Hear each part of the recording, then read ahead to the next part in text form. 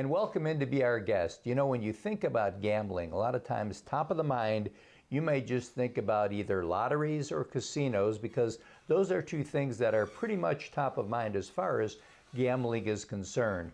But it may surprise you to know that, of course, gambling has been going on a long time, and there's lots that happens, especially in the state of Alabama, with sports gambling.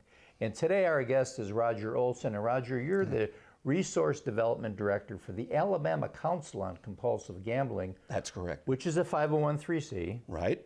And we're also the official state affiliate for helping people with problem gambling here in the state. And it is you're aligned with the national organization? With the National Council on Problem Gambling in Washington, D.C. Yes, sir. Yeah. Yes, sir. And you know, Bob and I are fortunate enough to serve on the board of the Alabama Council on Compulsive Gambling because, you know, we realize the fact that, just as I said in the opening there, people can get affected with gambling, can't they? Oh, absolutely. It's a huge problem here in the state. In fact, Governor Robert Bentley, Jack, just issued a proclamation proclaiming March as Problem Gambling Awareness Month.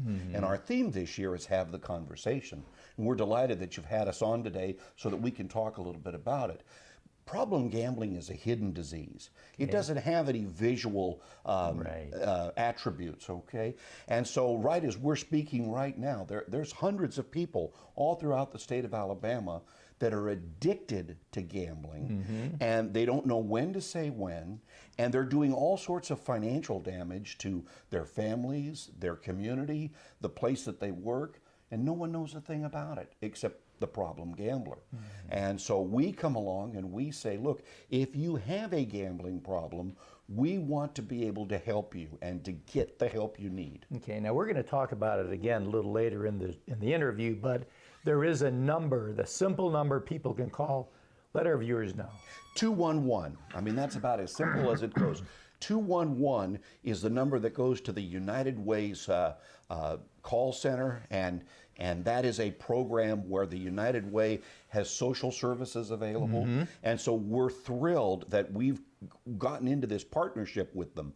All of the clinicians that we've trained, the different support groups all throughout the state of Alabama that are available are all listed with the 211 program. So all you have to do is call 211 and say, I have a gambling problem, I need help. It's 100% confidential, and they'll put you in contact with therapists or support groups or both that are available here in the state. And what are some of the telltale signs that a person may have a gambling problem that either a viewer can just say, I kind of fit that thing, or maybe somebody can say, I know somebody that's going through that? Well, number one is they're constantly lying about their gambling activity.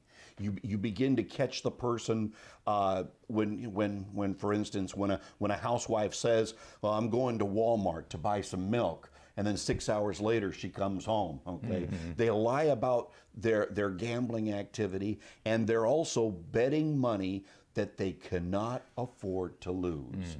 And those are two of the biggest telltale signs that right there's a problem, and that person probably needs to get some help. And of course, then obviously they start to miss work or... Absolutely. They start miss work, they're not paying their bills, all of a sudden money is disappearing. It just becomes a downward spiral, because then they begin, Jack, to chase the money that they've lost. And, you know, responsible gamblers know that losing is a big part of the activity. The fun comes in when you win money, okay? But if you're trying to gamble to get money to pay bills or to get back losses that you previously had, that's never a good bet.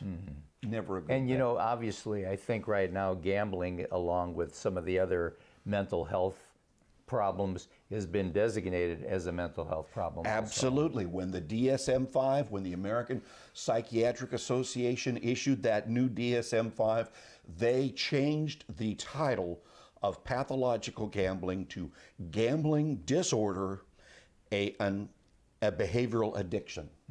And on that theme, by the way, we're going to be doing, for your viewers that would like to learn more about this, we're going to be doing a 3-hour public awareness seminar presentation on Monday, March 30th at Lighthouse Counseling Center on 111 Coliseum Boulevard. And the best part is it's free. It's not going to cost you anything. And it's entitled Gambling Disorder Knows No Borders. Right. So, as Roger was saying, obviously, if you know somebody that has a problem or you yourself feel that you have a problem, it's very simple. Call 211. Absolutely. It's very confidential. And what they're able to do from a statewide basis is to put you in contact with a licensed problem gambling counselor that can give you the help that you need and get you on the road to recovery.